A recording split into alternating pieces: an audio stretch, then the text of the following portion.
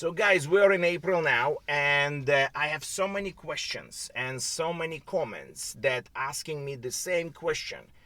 If there is any changes in April for the G road test. Today, I received this email from the ministry saying that there is no changes in April, right? So I don't know what's going to be going towards forward. I don't know. I cannot tell you. But in April, there is no changes for the G road test.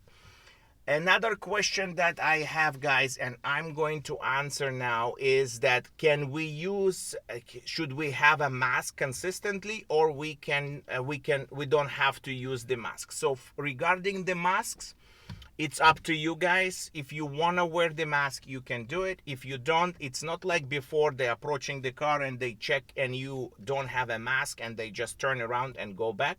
So if you wanted to wear the mask, no problem.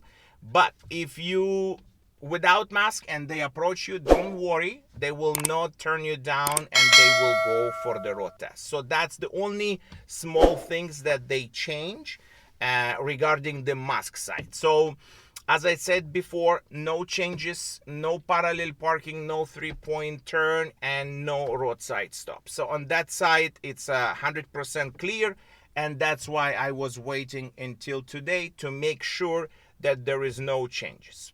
Now, if you want to know more about it, you can join me on my Patreon. It's the link down below. And I post there videos almost every other day for my Patreon. So if you would like to join me, you're more than welcome. And you will get lots more information and you can learn more from the videos that I post on the Patreon. Now, a couple things that I want to cover in this video. So number one, G test. Okay, so I have people texting me and telling me that examiner asked them to park on the driveway, parallel parking, right? And they saying that they refuse to park because they don't want to block the driveway. Guys, this is not a joke. When you get the instructions, you have to do it. It's not that you blocking the driveway, because the car that parked, they will not block the driveway. That's why they are more forward.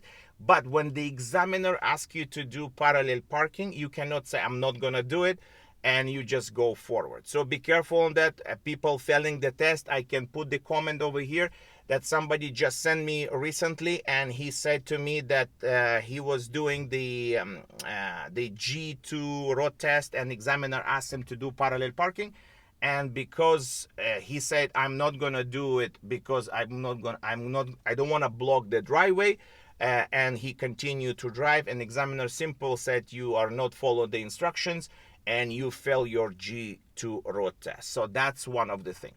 Another thing that I had, somebody asked me a question. So he was on the G test and the examiner asked to do 3-point turn. And when the person who was driving the car made the 3-point turn, there was a car coming. And when they came back, examiner fell him for the 3-point turn. That's what he told me.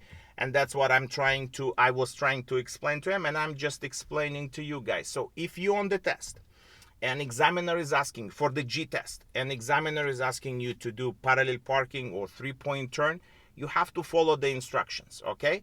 Now, if you did something wrong, and you feel that in that moment, when it happened, because of the parallel parking or because of the 3-point turn, you don't need to argue. You just go inside, and that's what I told to my student my subscriber.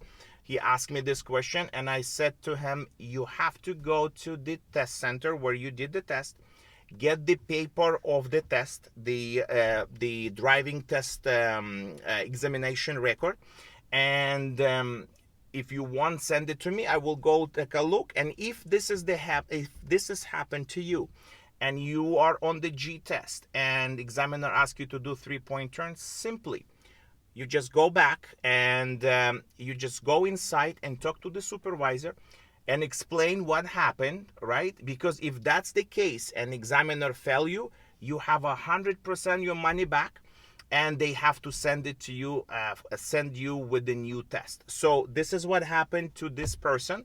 He went inside and he asked the supervisor that the requirement was not on the 3-point turn, and what examiner told me, he failed me because there was a car coming and I didn't see, and that's why I failed the test. So I told them to check, and when he went inside and actually the supervisor said that they will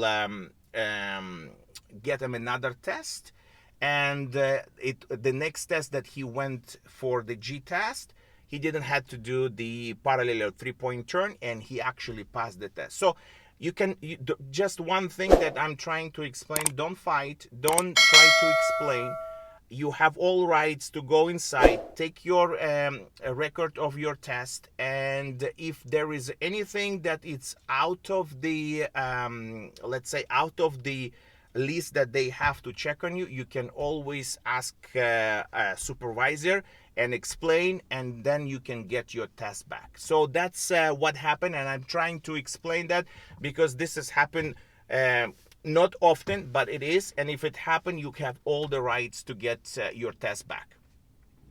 Now, if you would like to know how to read the record of your road test, you can join me on my Patreon, guys, and I explain there all this on my Patreon, how to read and where to look exactly to make sure that you understand how the test works. So that's about it in this video. Thanks for watching, and again, you don't need to be worried for parallel parking and 3-point turn and roadside stop in April. And good luck on your test, and I hope to see you in my next one.